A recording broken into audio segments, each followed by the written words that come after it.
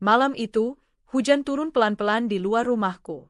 Aku duduk di ruang tamu, menatap secangkir teh hangat yang sudah lama mendingin. Rumahku terasa sunyi, meski lampu-lampu terang benderang. Suamiku, Ardi, belum juga pulang. Padahal, jam dinding sudah menunjukkan pukul 10 malam. Katanya, ia sedang ada rapat dadakan di kantor. Entahlah, sudah berapa kali alasan itu kudengar dalam beberapa bulan terakhir. Aku bukan istri yang mengekang. Aku paham, suamiku punya pekerjaan penting.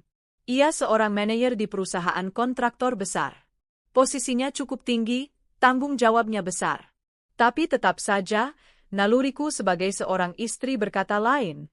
Ada sesuatu yang ia sembunyikan. Beberapa bulan terakhir, kondisi keuangan kami terasa aneh. Gajinya jelas besar, ditambah bonus proyek yang lumayan. Tapi, tabungan kami semakin menipis. Aku sudah berulang kali menanyakan padanya, tapi jawabannya selalu sama, ada kebutuhan kantor yang harus aku talangi dulu, nanti juga diganti. Aku mencoba percaya, tapi rasa curiga itu tidak pernah benar-benar hilang. Malam itu aku menunggu dengan hati gelisah. Saat jam menunjukkan pukul 11 lebih, akhirnya pintu rumah terbuka. Ardi masuk dengan wajah lelah. Jasnya kusut, dasinya setengah terlepas. "Maaf, aku pulang larut lagi," katanya, sambil menaruh tas kerja di sofa. Aku tersenyum tipis, mencoba menahan amarahku. "Tidak apa-apa. Aku sudah terbiasa." Ardi menatapku sebentar, lalu segera masuk kamar mandi. Ia tidak tahu, sejak beberapa minggu terakhir aku diam-diam melakukan sesuatu, menyelidikinya. Semua bermula dari sebuah notifikasi transfer bank yang masuk ke ponselnya. Ardi memang sering lengah menaruh ponsel di meja. Malam itu, aku melihat sekilas layar yang menyala. Transfer berhasil ke rekening atas nama Rani Sari, 10 juta rupiah. Dadaku langsung berdegup kencang. Rani Sari? Siapa dia? Kenapa suamiku mengirim uang sebesar itu ke orang lain? Aku menahan diri, tidak langsung bertanya. Aku tahu, kalau aku gegabah, Ardi pasti akan punya 1000 alasan. Maka sejak malam itu, aku mulai menyusun strategi. Aku diam-diam mencatat nomor rekening tujuan yang pernah muncul di notifikasi ponselnya. Lalu, aku mencari tahu lewat seorang teman yang bekerja di bank. Butuh waktu beberapa hari, tapi akhirnya aku mendapat sedikit informasi. Rekening itu memang milik seorang perempuan bernama Rani Sari. Perutku serasa mual saat mendengarnya. Nama itu bukanlah nama asing. Aku pernah mendengar kabar samar-samar dari tetangga, ada seorang perempuan muda yang tinggal di apartemen mewah dekat kantor Ardi. Dan konon, ia sering terlihat bersama seorang pria berjas. Waktu itu aku tidak menaruh curiga. Tapi sekarang, semuanya mulai tersambung. Aku tak berhenti di situ. Aku mulai mengamati lebih teliti keuangan rumah tangga kami. Setiap bulan, gaji Ardi masuk ke rekening bersama. Tapi jumlahnya selalu berkurang dengan cepat. Tagihan rumah tangga kami sebenarnya tidak terlalu besar. Biaya sekolah anak, cicilan rumah, listrik, dan belanja bulanan seharusnya masih menyisakan cukup banyak uang. Tapi nyatanya, saldo rekening selalu hampir habis di pertengahan bulan. Suatu malam, ketika Ardi sudah tidur, aku memberanikan diri membuka laptopnya. Aku tahu kata sandinya, tanggal lahir anak kami. Dari situ, aku berhasil masuk ke akun internet bankingnya. Tanganku gemetar saat membuka mutasi rekening. Dan disitulah semuanya terbongkar. Hampir setiap bulan, ada transfer rutin ke beberapa rekening berbeda. Yang paling besar, tentu saja ke Rani Sari. Jumlahnya tidak main-main, berkisar antara 10 hingga 20 juta rupiah sekali transfer. Tapi bukan hanya itu. Ada pula transfer ke rekening lain dengan nama yang berbeda, Sutrisno, Lestari, dan Wawan. Aku sempat bingung, sebelum akhirnya sadar, mereka adalah anggota keluarga Rani. Ya Tuhan, jadi bukan hanya perempuan itu yang menikmati uang suamiku, tapi juga keluarganya? Aku menutup mulutku dengan tangan, menahan isak. Rasa sakit menusuk hatiku, tapi di sisi lain ada bara api kemarahan yang membara. Suamiku bukan hanya selingkuh. Ia membiayai hidup pelakor itu dan keluarganya dengan uang yang seharusnya untuk keluarga kami. Esok paginya, aku bersikap seperti biasa. Menyiapkan sarapan, menyiapkan seragam anak, tersenyum kecil pada Ardi. Tapi di dalam hatiku, badai besar sedang mengamuk. Sayang, akhir bulan ini kita harus agak hemat, ya, kata Ardi saat sarapan.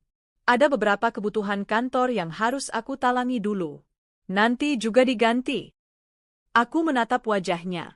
Wajah pria yang selama ini aku percaya, aku hormati, aku cintai. Tapi ternyata, di balik ketenangan itu, ia menyimpan pengkhianatan yang begitu busuk. Aku tersenyum tipis. Tentu, Mas. Aku mengerti. Aku mengerti bahwa setiap kata-katanya kini hanyalah kebohongan. Beberapa hari kemudian, aku benar-benar memastikan dugaanku. Aku mengikuti Ardi diam-diam. Ia pamit pergi ke kantor di pagi hari. Tapi aku tahu, ada sesuatu yang aneh. Ia tidak langsung menuju kantor. Aku membuntutinya dengan mobil. Jantungku berdetak kencang, keringat dingin mengalir meski AC mobil menyala. Ardi berhenti di sebuah apartemen mewah. Dari kejauhan, aku melihatnya membawa sebuah tas belanjaan besar. Ia masuk ke dalam apartemen dengan santai, seolah sudah terbiasa. Setengah jam kemudian, ia keluar. Dan saat itulah, aku melihatnya berjalan berdampingan dengan seorang perempuan muda berwajah cantik. Ia tertawa, tangannya menyentuh lengan suamiku dengan manja. Mereka begitu dekat, begitu mesra. Hatiku remuk. Air mata menetes tanpa bisa kutahan. Aku ingin turun dari mobil, ingin menjerit, ingin menampar mereka berdua.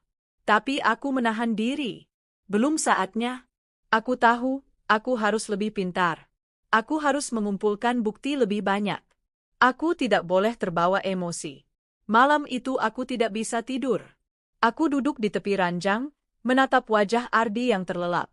Aku bertanya-tanya, sejak kapan ia berubah? Sejak kapan ia tega mengkhianati aku dan anak-anaknya? Aku teringat masa-masa awal pernikahan kami. Betapa ia dulu begitu mencintaiku, begitu berjanji akan selalu setia. Betapa dulu ia berkata, aku adalah satu-satunya perempuan yang ia butuhkan. Dan kini, semua janji itu hanya tinggal kata-kata kosong. Tapi aku bukan perempuan lemah. Aku bukan istri yang hanya bisa menangis dan pasrah. Aku bersumpah dalam hati malam itu juga, aku akan membalas semua ini. Aku akan merebut kembali setiap rupiah yang telah ia berikan pada perempuan itu. Aku akan membuat mereka menyesal telah meremehkanku. Dan untuk itu, aku harus mempersiapkan jebakan. Aku tersenyum dingin dalam kegelapan kamar. Suamiku tidur pulas, tak menyadari bahwa mulai malam ini, permainan baru akan dimulai. Sebuah permainan di mana aku akan menjadi dalang, dan mereka berdua hanya pion yang menunggu untuk dijatuhkan. Malam itu, setelah aku mantap mengambil keputusan, aku tahu jalanku tidak akan mudah. Menghadapi suami yang tega mengkhianati keluarga demi pelakor dan keluarganya bukan perkara kecil. Kalau aku hanya berteriak atau marah, aku hanya akan terlihat seperti istri yang cemburu buta. Tidak, aku harus lebih cerdas. Aku harus punya bukti yang tak terbantahkan, sehingga sekali aku bergerak, mereka semua akan tersungkur tanpa bisa bangun lagi. Beberapa hari pertama setelah tekadku bulat, aku mulai menyusun strategi.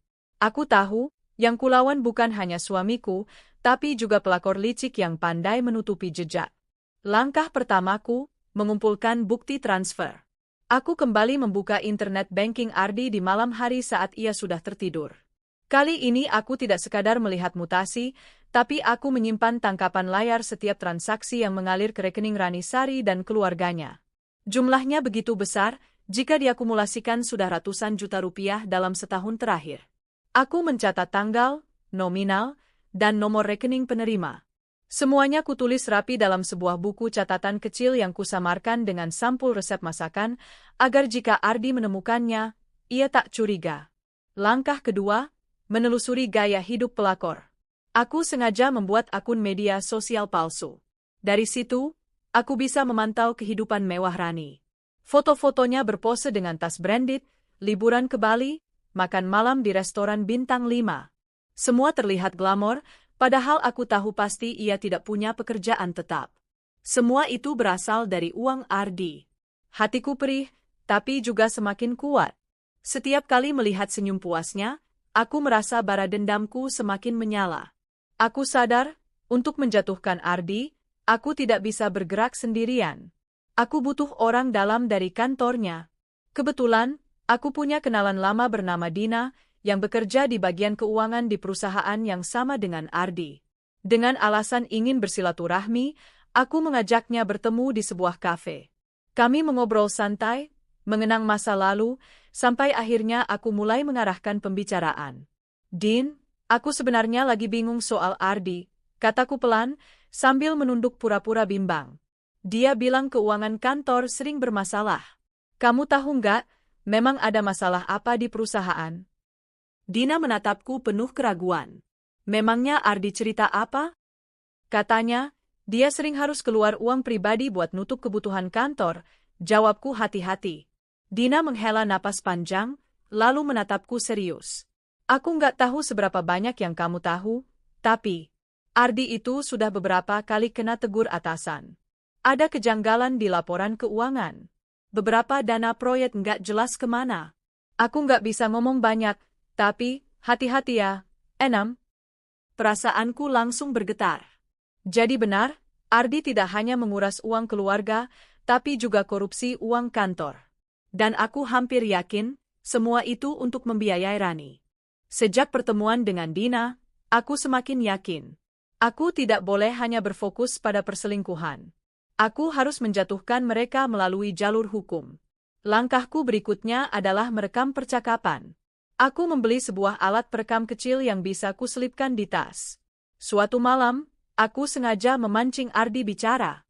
Mas, kataku lembut sambil menyuguhkan teh. Aku heran, kok akhir-akhir ini uang kita cepat habis. Kamu nggak ada simpanan rahasia, kan? Ardi terdiam sejenak, lalu tertawa kecil. Ya ampun, kamu curiga banget. Ya iyalah, uang itu kepake. Kamu nggak usah tahu semuanya. Dipakai buat apa? Aku mendesak. Ia menatapku tajam. Udah, jangan banyak tanya. Pokoknya semua untuk kebaikan. Ada orang yang harus aku bantu. Kalimat itu cukup bagiku. Mungkin terdengar samar, tapi jika dirangkai dengan bukti transfer dan gaya hidup Rani, semuanya akan jelas. Aku menyimpan rekaman itu dengan hati-hati di laptopku. Meski hatiku membara, aku tetap berusaha bersikap manis di depan Ardi. Aku tak mau ia curiga. Bahkan, aku berusaha tampil lebih perhatian. Suatu malam, aku bahkan menyiapkan makan malam romantis. Ardi tampak senang, ia tersenyum puas. Tapi di balik senyumanku, aku sedang mengukur langkah. Aku ingin ia lengah, agar ia semakin percaya diri bahwa aku tidak tahu apa-apa.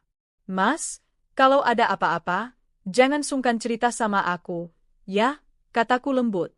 Iya, sayang. Kamu memang istri terbaik, jawabnya sambil menggenggam tanganku. Tangan yang sama yang ia gunakan untuk memeluk perempuan lain. Aku menahan rasa jijik, sambil tersenyum tipis. Dalam hati, aku berkata, tunggu saja waktumu, Ardi. Tunggu saja. Beberapa minggu kemudian, aku mendapatkan kabar mengejutkan. Dari akun media sosial Rani, aku melihat sebuah unggahan, "Can't wait for my birthday party next month. It's gonna be the best night Foto itu menampilkan gaun mewah yang sudah ia siapkan. Dan dari komentar teman-temannya, jelas bahwa pesta itu akan digelar besar-besaran. Aku langsung tahu, pesta itu pasti dibiayai Ardi. Inilah kesempatan emas. Aku mulai merancang jebakan besar. Targetku adalah malam ulang tahun Rani. Malam itu akan menjadi panggung kehancuran mereka. Aku mengumpulkan semua dokumen. Rekaman percakapan dengan Ardi. Bukti transfer ke rekening Rani dan keluarganya. Foto-foto gaya hidup mewah Rani.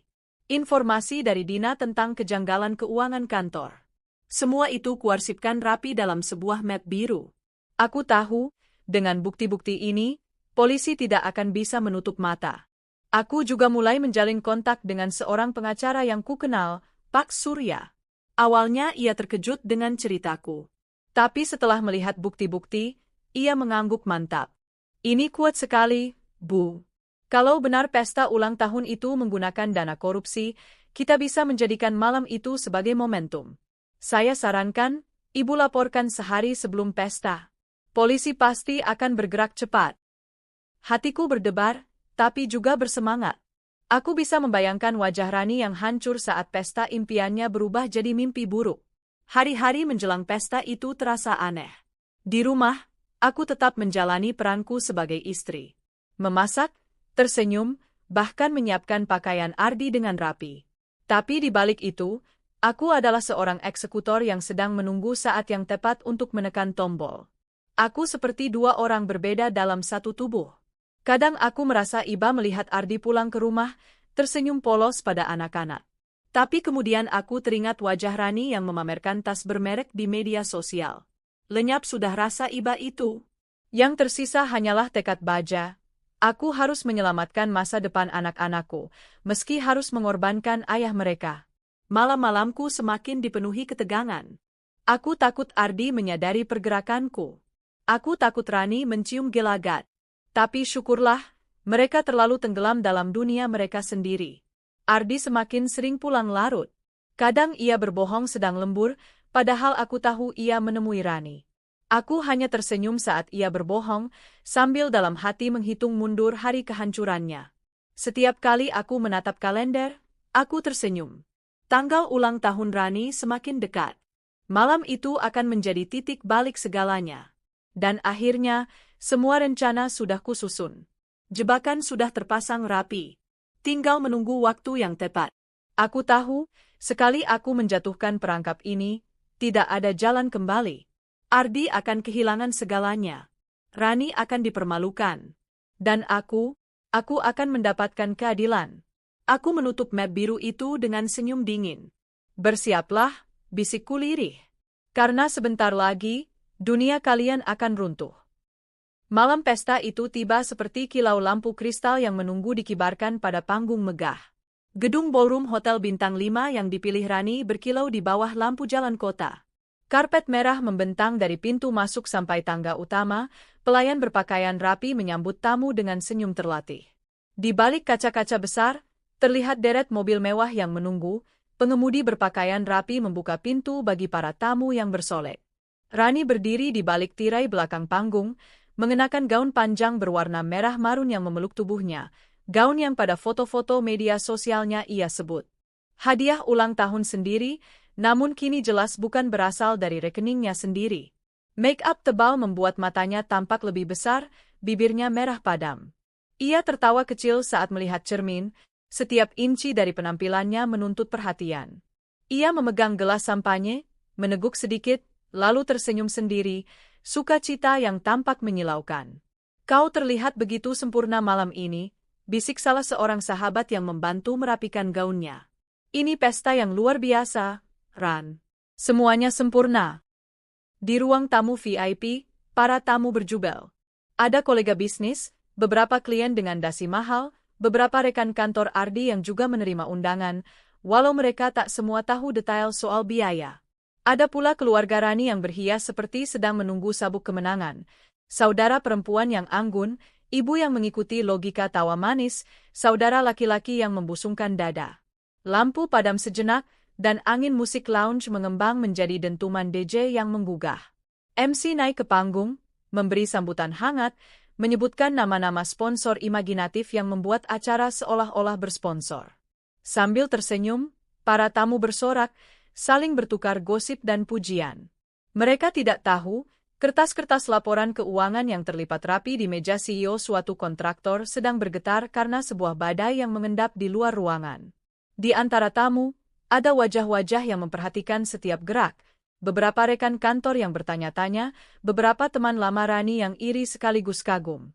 Mereka menyaksikan show yang sudah disiapkan, lampu sorot, fotografi profesional, album foto instan di pojok foto booth, dan sebuah kue ulang tahun bertingkat tinggi dengan ornamen emas yang memantulkan cahaya lampu kristal.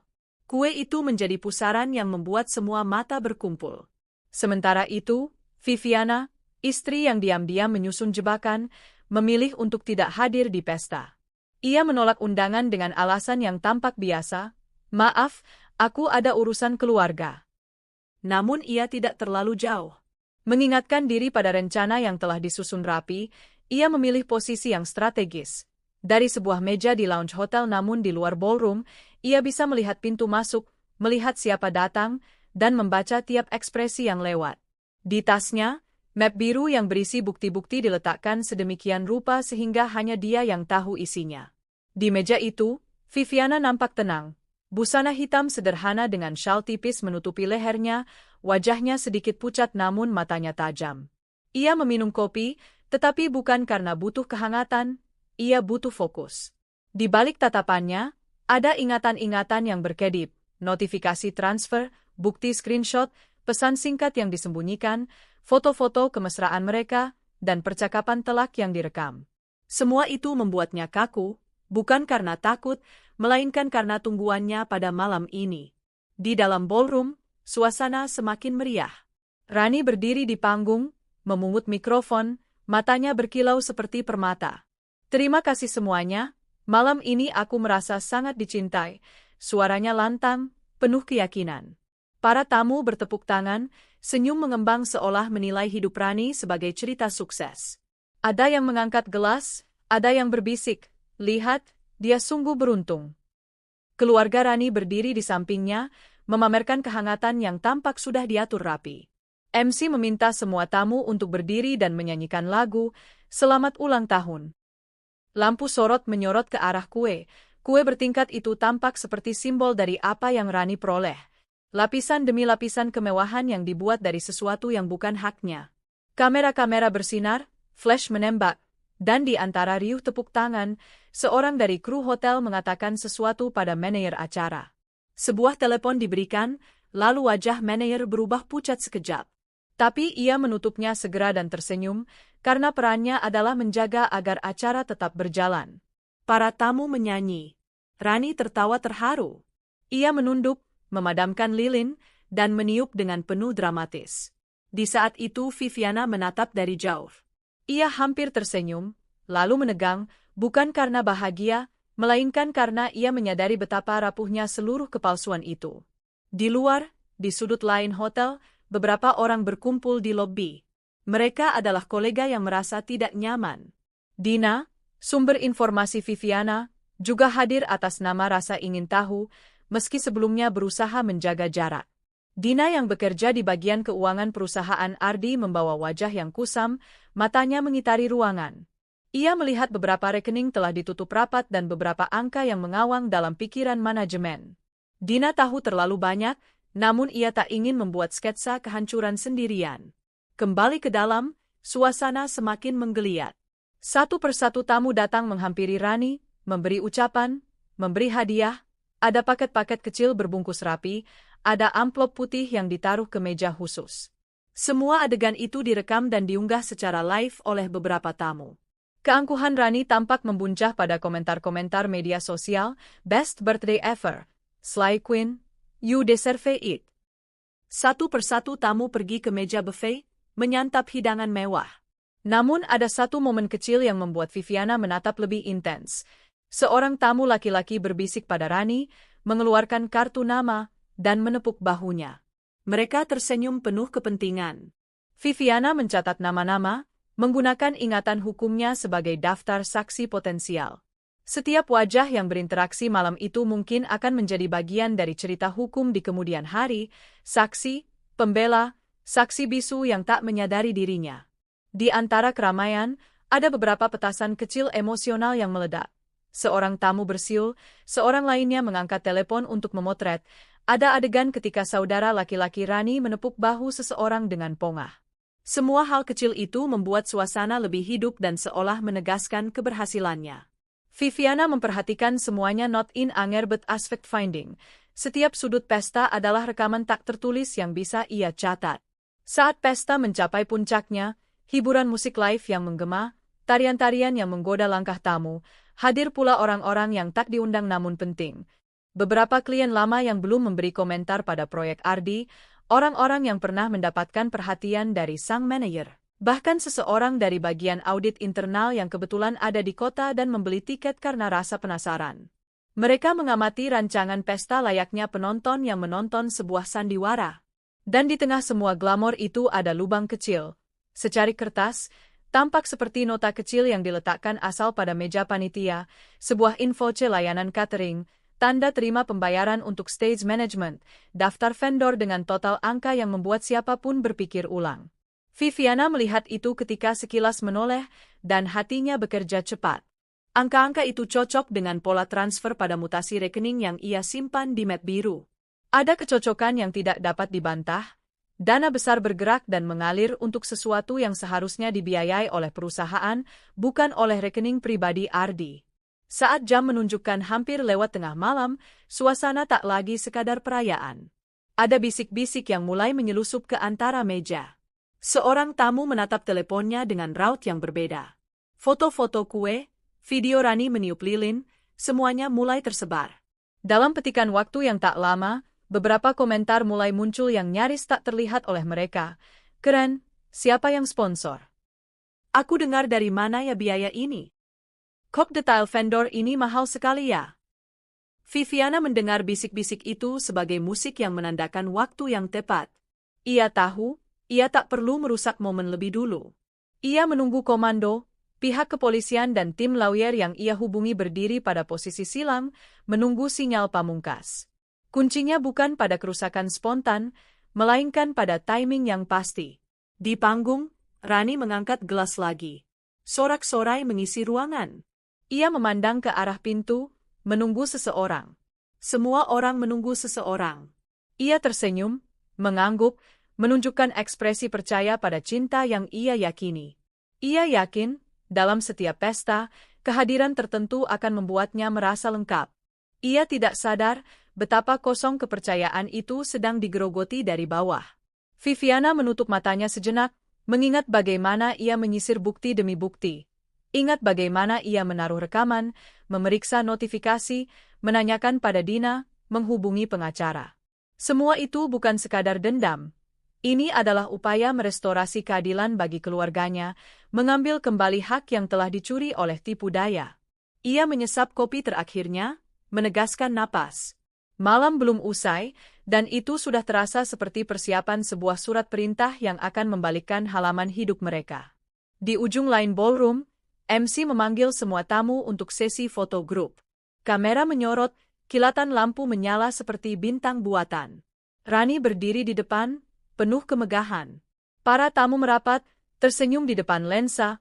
Tidak seorang pun menyadari bahwa beberapa langkah dari sana, sebuah tim sedang siap mematikan musik, menutup lampu, dan membuka lembar baru dalam kehidupan mereka yang paling harum sekaligus paling rapuh. Malam itu berkilau, namun di balik kilau ada retakan yang perlahan melebar. Viviana tahu retakan itu harus dibuka dengan perlahan, tak gegabah. Ia menunggu sinyal, menunggu langkah polisi yang ia laporkan sehari sebelum pesta untuk meratakan segala sandiwara. Dan saat sinyal itu datang, maka seluruh ruang yang riuh itu akan berubah menjadi ruang penghakiman. Lampu masih menyorot, musik masih bergema, dan suara tawa masih memantul. Tapi bagi Viviana, saat paling tenang adalah saat sebelum badai. Malam itu, hujan rintik-rintik turun di luar jendela rumahku. Aku duduk sendirian di ruang kerja, ditemani cahaya lampu meja dan laptop yang masih terbuka, menampilkan semua bukti yang telah kukumpulkan berbulan-bulan.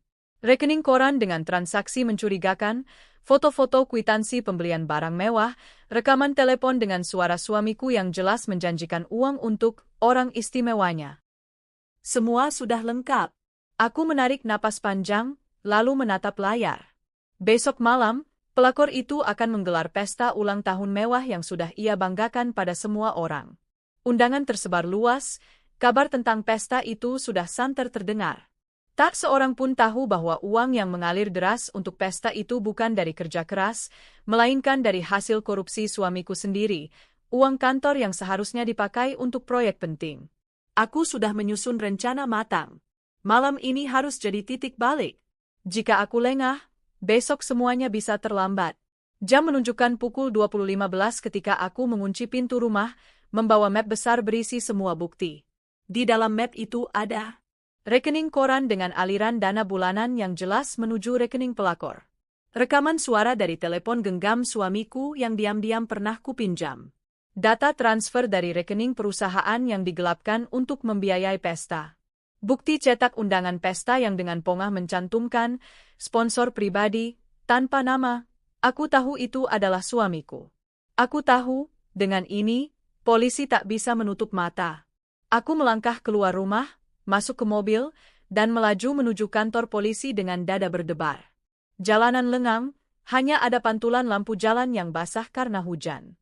Di kepalaku, aku berulang kali mendengar suara pelakor itu, tertawa puas ketika suamiku menjanjikan kue ulang tahun besar dan perhiasan mewah.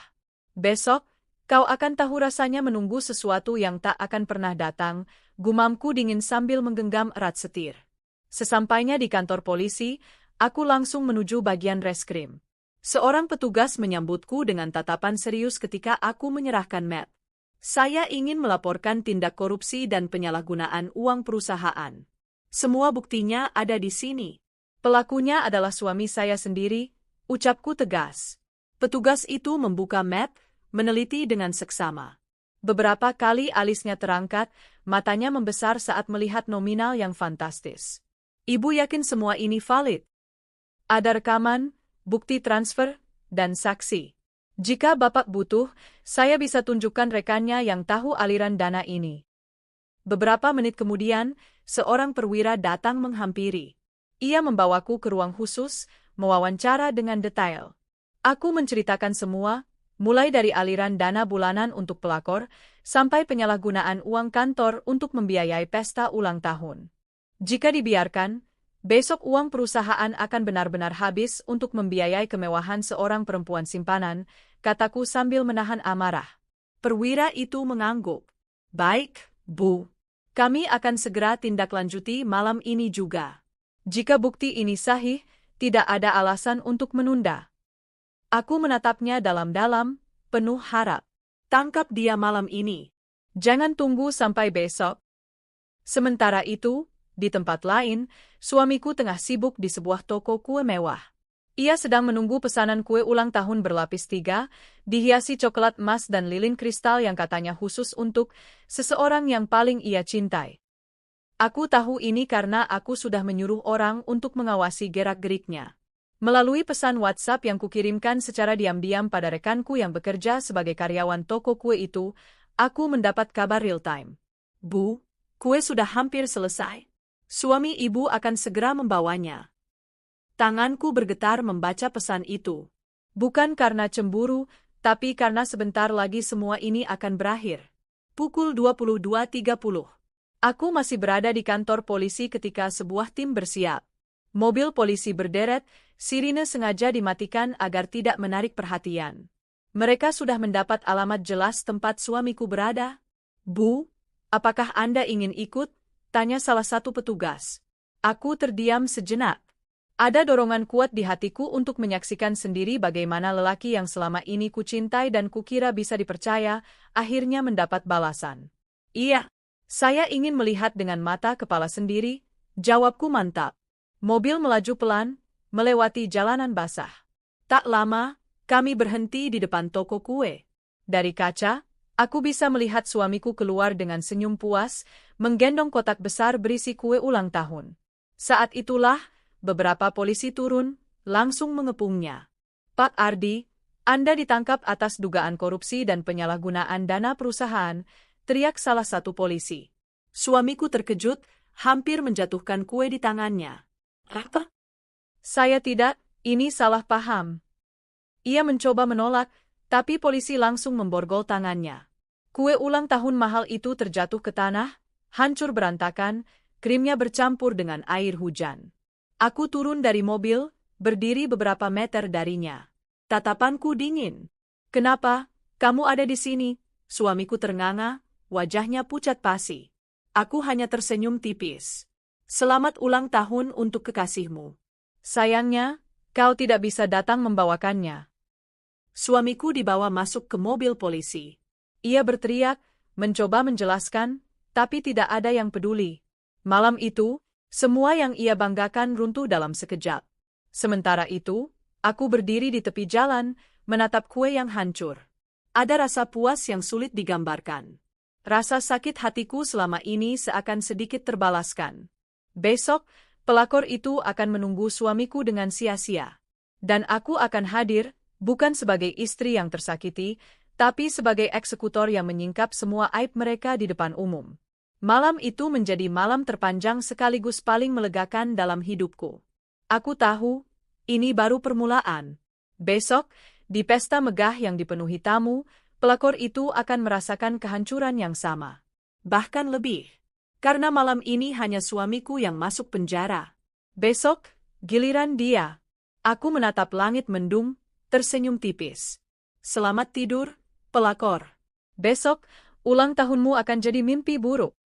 Malam itu, suasana kota tampak meriah. Lampu jalan berkelap-kelip, restoran dan hotel mewah penuh dengan orang-orang yang menikmati akhir pekan. Tapi di sebuah gedung megah, yang disewa khusus untuk sebuah pesta, cahaya lampu gemerlap jauh lebih mencolok. Spanduk besar di pintu masuk bertuliskan, "Happy Birthday, Clara." Clara, pelakor yang selama ini merebut suamiku, berdiri anggun di tengah ruangan. Gaun merah menyala yang melekat di tubuhnya berkilau diterpa cahaya lampu kristal.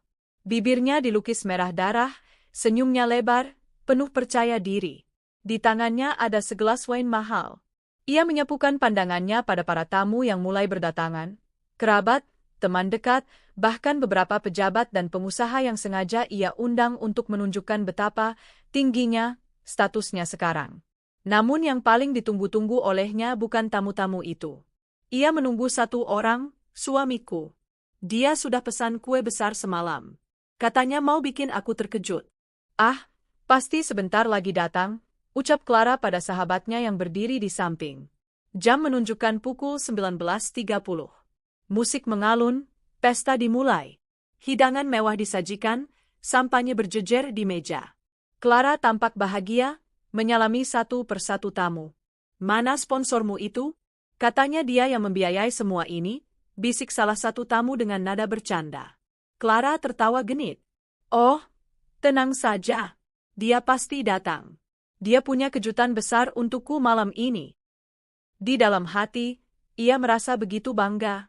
Baginya, malam ini adalah bukti bahwa dirinya jauh lebih berharga dibandingkan aku, istri sah yang selama ini ia rendahkan. Namun, menit demi menit berlalu. Suamiku tak kunjung datang. Pukul 20.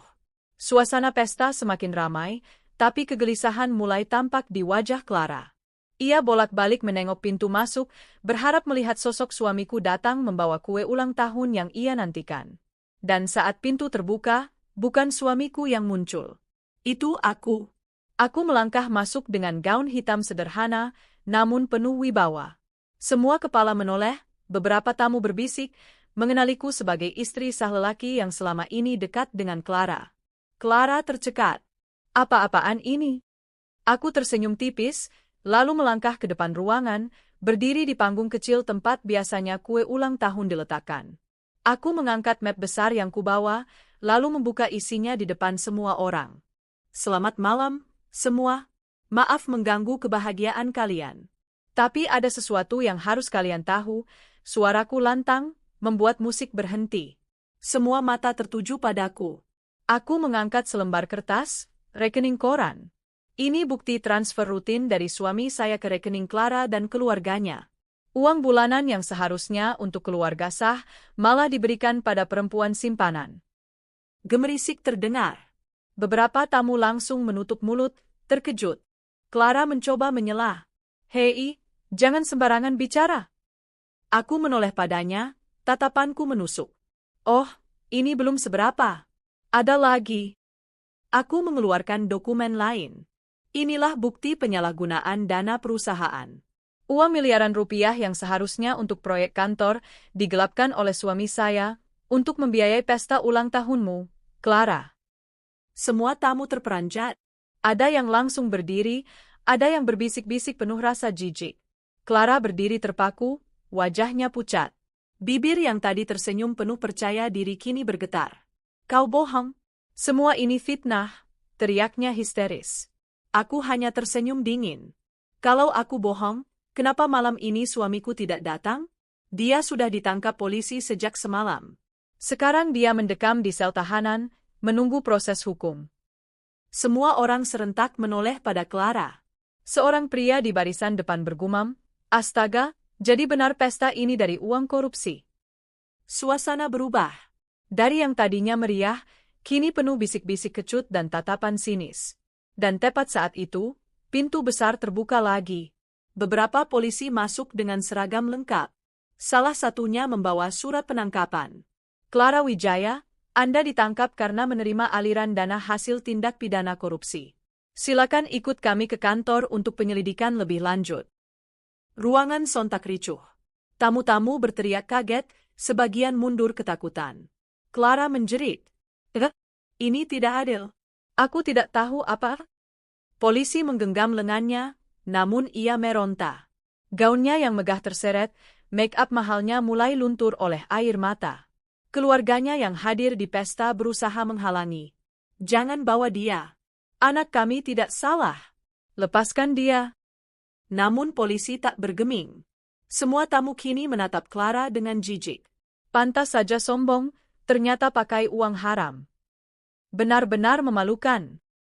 Kasihan keluarganya, tercoreng begini. Clara menangis histeris, mencoba meraih tasnya, tapi polisi sudah menguncinya dengan borgol. Tolong, jangan lakukan ini di depan semua orang. Jangan hancurkan aku.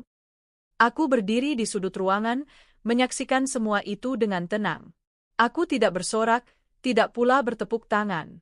Aku hanya memandanginya dengan tatapan puas. Malam ulang tahunnya yang ia banggakan kini berubah jadi aib besar. Semua yang ia undang untuk mengagumi dirinya, justru menjadi saksi kejatuhannya. Ibunya menangis meraung, ayahnya berteriak marah, mencoba menyalahkanku. Ini semua gara-gara kau. Kau cemburu, kau jahat. Aku menatapnya datar. Jangan salahkan aku. Anakmu memilih jalan ini sendiri. Aku hanya membuka topengnya. Polisi akhirnya berhasil membawa Clara keluar ruangan. Isak tangisnya masih terdengar, bercampur dengan suara kamera ponsel para tamu yang tak henti-henti merekam. Malam itu, Clara bukan lagi seorang ratu pesta, melainkan seorang pesakitan. Pesta itu bubar dengan cepat. Para tamu meninggalkan gedung dengan wajah masam, sebagian bergosip di luar. Tidak ada lagi tawa, tidak ada lagi musik. Yang tersisa hanyalah serpihan mimpi hancur seorang pelakor dan kepuasan dingin seorang istri yang akhirnya berhasil menyingkap semua kebusukan. Aku berjalan keluar dengan langkah mantap, meninggalkan gedung yang sunyi. Di dalam hatiku, ada rasa lega. Rencanaku berhasil. Suamiku sudah dipenjara, pelakor pun menyusul. Dan malam ulang tahun yang seharusnya jadi momen paling membahagiakan bagi Clara, kini akan selalu dikenang sebagai malam paling memalukan dalam hidupnya. Pintu gedung megah itu berderit terbuka, menelan sorak-sorai pesta yang baru saja berubah menjadi bisik-bisik penuh skandal. Di luar, udara malam masih lembab oleh sisa hujan sore, aroma tanah basah bercampur dengan parfum mahal tamu-tamu yang berdesakan di pintu masuk. Semua mata tertuju pada satu sosok, Clara. Ia yang semula berdiri anggun di tengah ruangan dengan gaun merah menyala, kini lunglai, wajahnya basah oleh air mata bercampur maskara yang luntur. Tangannya diborgol, langkahnya terseret-seret karena ia meronta, mencoba melawan genggaman polisi. Aku tidak bersalah. Lepaskan aku.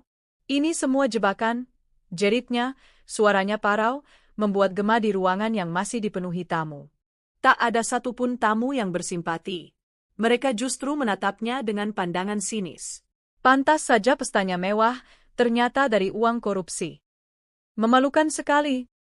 Seumur hidup aku tidak akan lupa pemandangan ini. Beberapa bahkan mengangkat ponsel, merekam setiap detik Clara digiring polisi.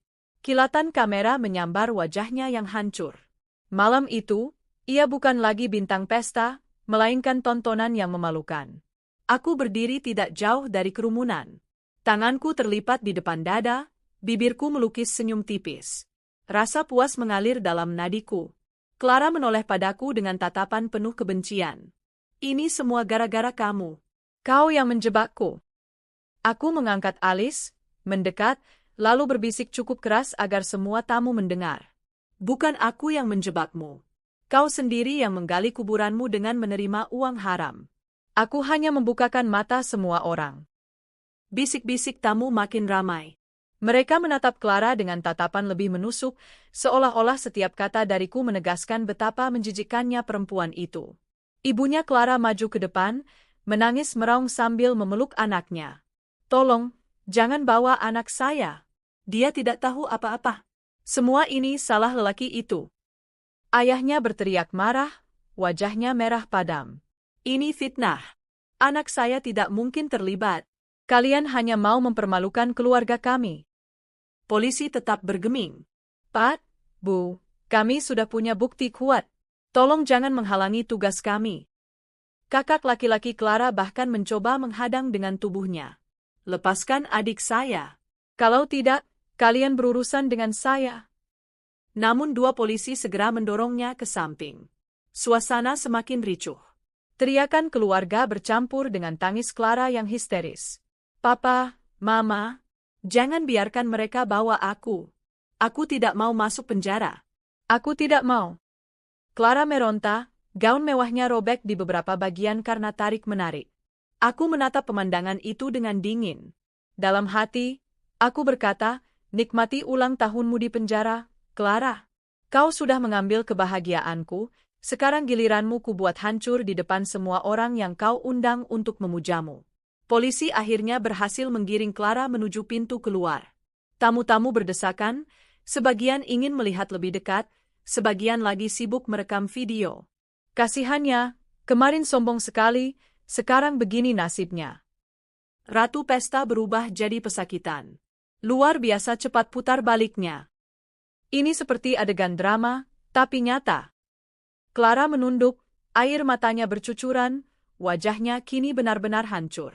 Tak ada lagi senyum penuh percaya diri, tak ada lagi tawa kemenangan. Yang tersisa hanyalah seorang perempuan yang dipermalukan di hadapan semua orang. Aku berjalan pelan di belakang rombongan polisi, memastikan setiap langkahnya menuju kehancuran. Clara menoleh sekali lagi ke arahku, menatapku dengan tatapan penuh kebencian bercampur putus asa. Kau pikir kau menang malam ini? Bisiknya dengan suara serak.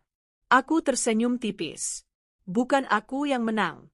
Kebenaranlah yang menang. Begitu pintu gedung terbuka, udara malam menyergap. Di luar, sudah ada beberapa wartawan yang mencium kabar ini. Kilatan kamera lebih banyak lagi, mikrofon diarahkan ke wajah Clara. Benar Anda terlibat kasus korupsi, Bu Clara? Apakah benar pesta ini didanai dari uang haram? Apa komentar Anda tentang suami sah yang melaporkan kasus ini? Clara menjerit menutup telinganya. Diam, aku tidak mau ditanya. Ini semua tidak benar? Namun kamera terus membidiknya tanpa ampun. Kilatan lampu blitz membakar wajahnya yang berlinang air mata. Ibunya kembali menjerit. Jangan rekam anak saya. Tolong, jangan dipublikasikan. Tapi tentu saja, semuanya sudah terlambat. Skandal ini akan menyebar lebih cepat dari api. Besok pagi, Clara dan keluarganya akan menjadi bahan utama berita di koran dan televisi. Clara akhirnya dimasukkan ke dalam mobil polisi, masih meronta, teriakannya pecah seperti kaca. Aku tidak mau. Aku tidak bersalah. Lepaskan aku. Polisi menutup pintu dengan keras. Suara Clara teredam, hanya isak tangisnya yang samar terdengar. Aku berdiri di luar, menatap mobil itu sebelum akhirnya melaju meninggalkan gedung. Ada rasa lega luar biasa yang membanjiri hatiku. Aku menoleh pada kerumunan tamu yang masih menatapku dengan campuran rasa kagum dan terkejut. Salah satu dari mereka mendekat. Ibu luar biasa berani. Tidak semua istri bisa melakukan ini. Aku hanya tersenyum samar. Aku hanya ingin menunjukkan kebenaran. Biarlah mereka yang mengkhianati rumah tanggaku mendapat balasan yang setimpal. Setelah Clara dibawa pergi, keluarganya masih bertahan di depan gedung. Ibunya terduduk lemas di trotoar, menangis tak henti. Ayahnya sibuk berteriak kepada para tamu, menyuruh mereka berhenti merekam, berhenti bergosip. Namun semua sia-sia. Reputasi keluarga mereka sudah tercoreng. Aku mendekat, menatap mereka dengan tenang. Aku harap kalian sadar. Semua uang yang kalian nikmati selama ini berasal dari keringat orang lain. Dari suami orang lain. Dan sekarang, dari uang hasil korupsi. Kalian hidup di atas penderitaan orang lain, jadi wajar bila malam ini penderitaan itu berbalik menimpa kalian. Ayah Clara menatapku dengan mata merah. Kau kejam. Aku menggeleng perlahan. Tidak. Aku hanya adil. Di dalam gedung, pesta sudah bubar. Meja-meja penuh makanan mewah yang tak tersentuh kini ditinggalkan begitu saja. Musik mati, balon-balon dekorasi mengempis, lilin-lilin padam. Tidak ada satupun yang mengucapkan, "Selamat ulang tahun," untuk Clara malam itu. Yang ada hanyalah gosip, cibiran, dan cemoohan. Beberapa tamu bahkan berbisik padaku saat mereka keluar. "Ibu benar-benar kuat. Semoga hidup Anda lebih baik setelah ini. Terima kasih sudah membongkar aib ini. Kami hampir tertipu dengan kedok mewah mereka." Aku hanya mengangguk, tak banyak bicara. Bagiku, pesta ini bukan sekadar kehancuran Clara, melainkan titik akhir dari penderitaan yang selama ini kutanggung. Malam itu, polisi berhasil menggiring Clara keluar dari pesta ulang tahunnya sendiri, diiringi tatapan jijik para tamu, teriakan keluarganya, dan senyum tipis dariku. Tak ada lagi yang bisa ia banggakan. Tak ada lagi yang bisa ia pamerkan. Semua topengnya sudah runtuh. Dan aku, sebagai istri sah, berdiri kokoh menyaksikan semuanya.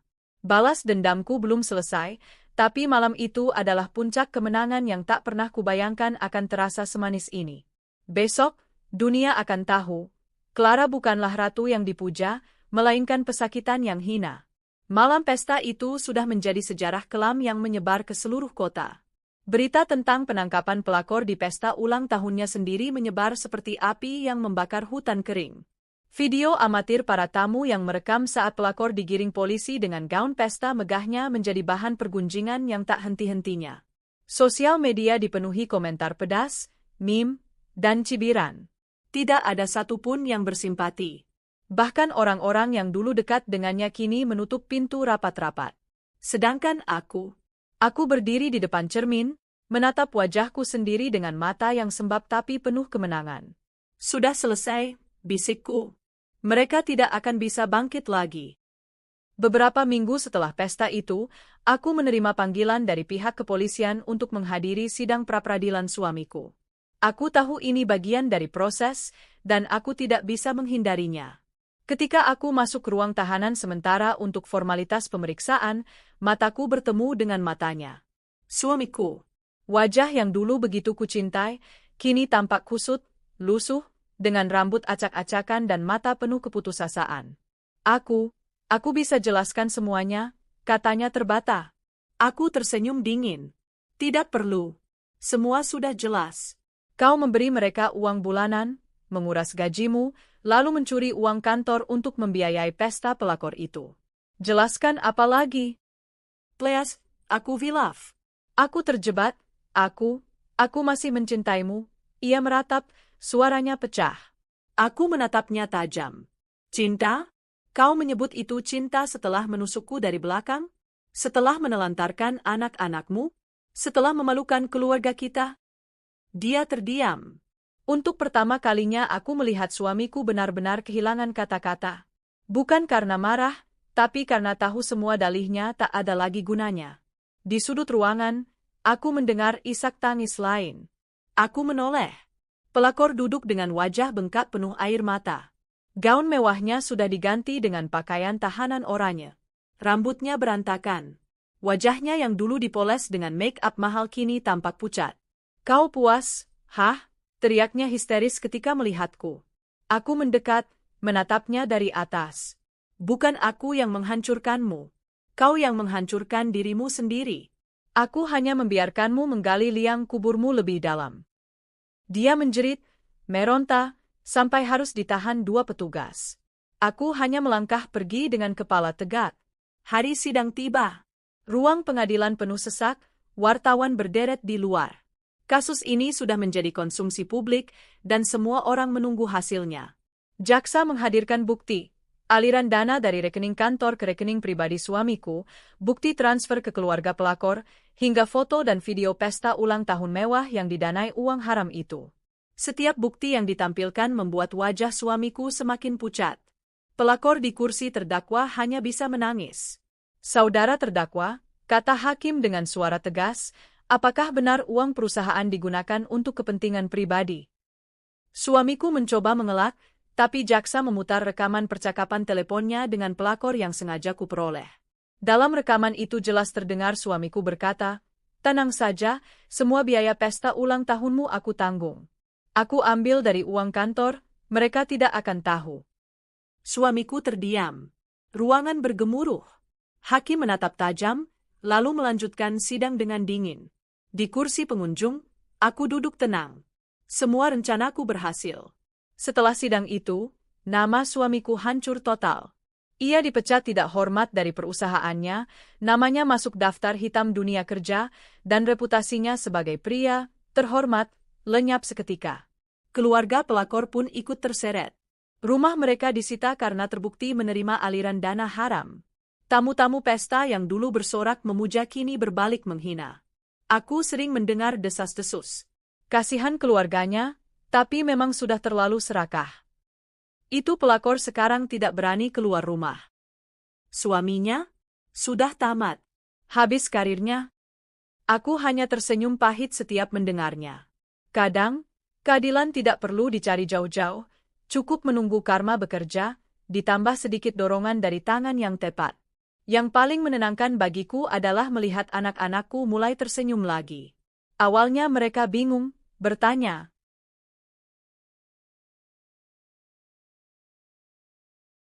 "Mama, kenapa Papa di penjara?" Dengan hati-hati aku menjawab, "Papa melakukan kesalahan besar. Tapi jangan khawatir, Mama ada di sini untuk menjaga kalian." Mereka menangis, tapi perlahan mulai menerima. Aku bekerja keras untuk memastikan kehidupan mereka tetap stabil. Aku mengelola kembali keuangan, mengambil kembali aset yang dulu hampir lenyap, dan membangun usaha kecil untuk masa depan kami. Melihat mereka berlari-lari di halaman rumah sambil tertawa membuat hatiku terasa penuh. Aku tidak lagi merasa sendirian. Beberapa bulan kemudian, aku mendapat kesempatan terakhir untuk menemui suamiku sebelum ia dipindahkan ke penjara dengan masa tahanan lebih lama. Ia menatapku dengan mata penuh penyesalan. Aku hancur karena diriku sendiri.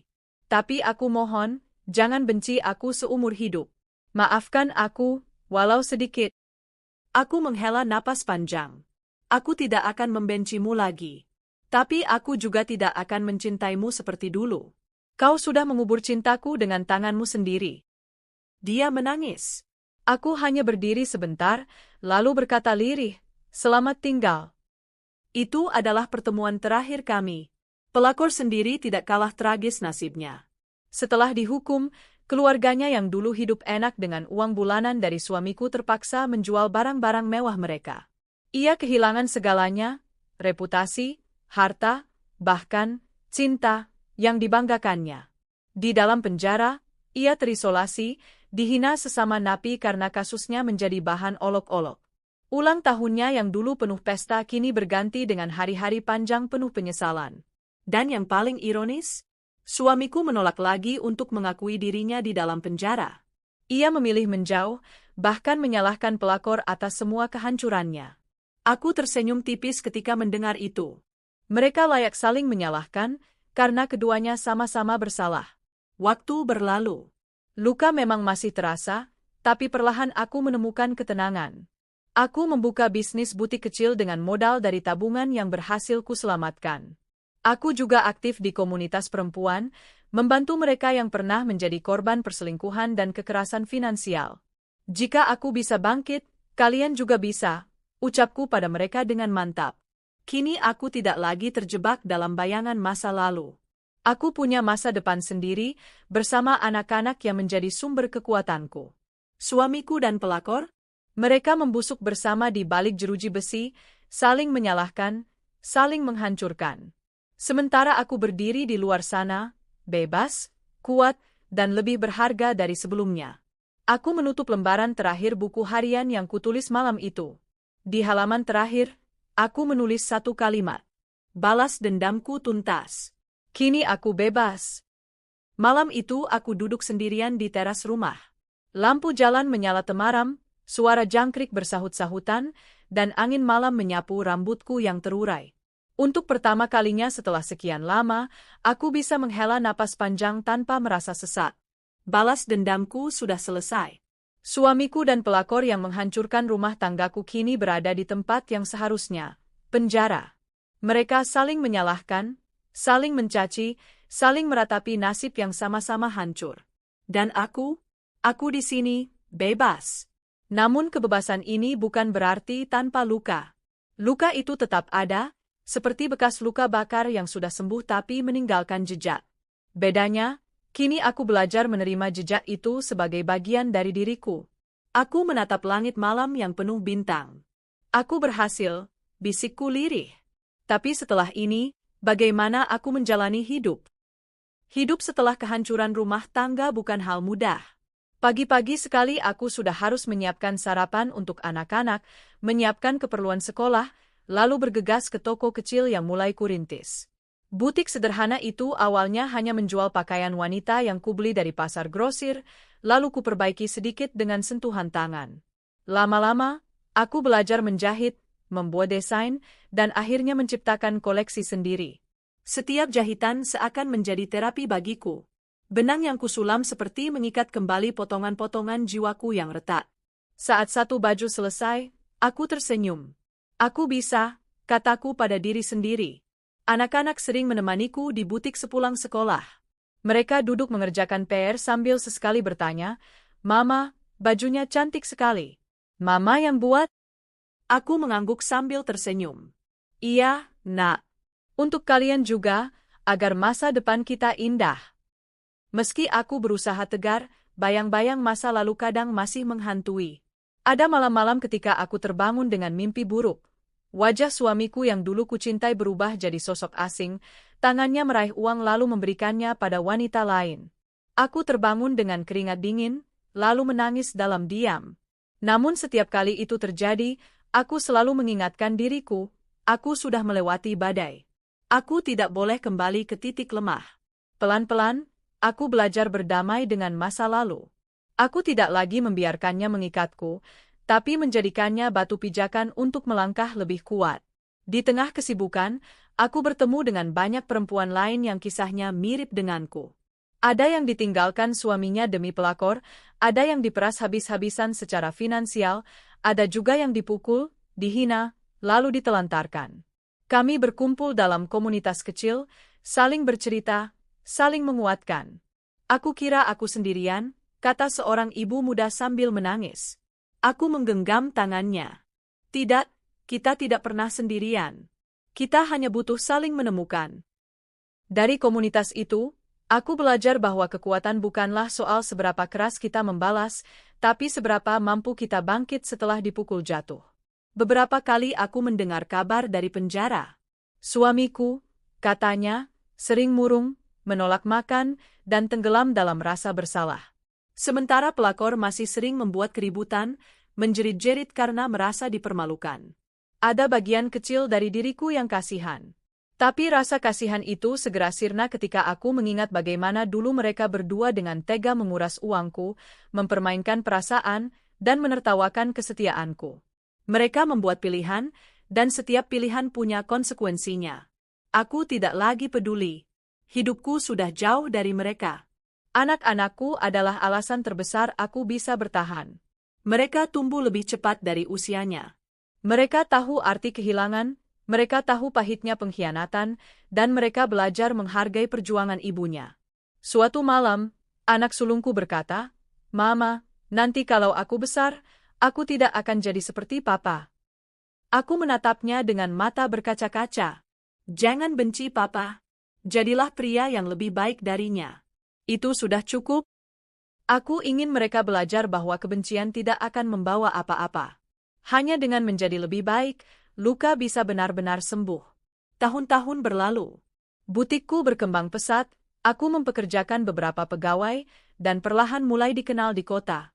Dari hasil kerja keras itu, aku bisa menyekolahkan anak-anak di tempat yang layak. Aku tidak lagi takut sendirian. Aku tidak lagi merasa kurang. Setiap kali menatap ke cermin, aku melihat wanita baru, lebih dewasa, lebih kuat, dan lebih bijaksana.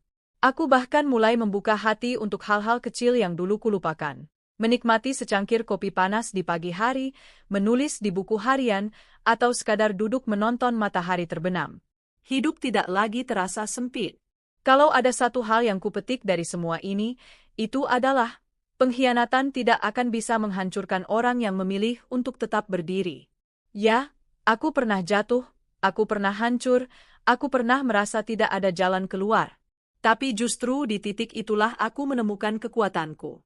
Aku belajar bahwa uang bisa kembali dicari, reputasi bisa dibangun lagi, tapi harga diri hanya sekali. Dan aku tidak akan pernah membiarkan siapapun menginjak harga diriku lagi. Kini, aku menulis epilog ini di ruang kecil butikku, ditemani suara mesin jahit yang terus berdengung. Suara itu seperti musik pengiring perjalanan hidupku, keras, kadang berisik, tapi menghasilkan sesuatu yang indah. Suamiku dan pelakor mungkin masih terjebak dalam penjara, tapi aku tidak lagi peduli. Bagiku, hukuman terbesar bagi mereka bukanlah jeruji besi, melainkan menyadari bahwa aku, perempuan yang dulu mereka remehkan, berhasil bangkit lebih tinggi dari reruntuhan yang mereka tinggalkan. Aku tersenyum sambil menatap tulisan terakhir di buku harianku. Aku bukan lagi korban. Aku adalah perempuan merdeka. Dan inilah hidup baruku.